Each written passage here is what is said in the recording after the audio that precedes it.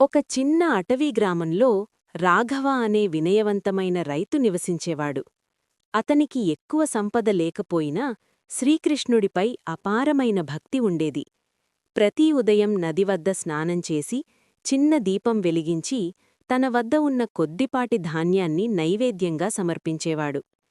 అతను ఎప్పుడూ ధనం కోరలేదు, కేవలం ధర్మంగా జీవించేందుకు శక్తి కావాలని మాత్రమే ప్రార్థించేవాడు.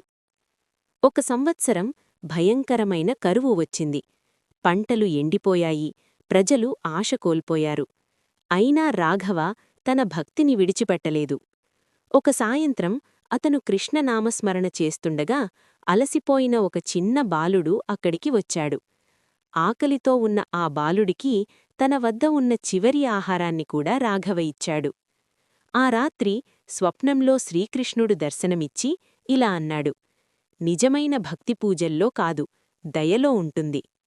మరుసటి రోజు వర్షం కురిసింది. పొలాలు పచ్చగా మారాయి. గ్రామానికి మళ్లీ సంతోషం వచ్చింది. రాఘవ గ్రహించాడు, దేవునిపై ప్రేమంటే సమస్త జీవులపై ప్రేమే.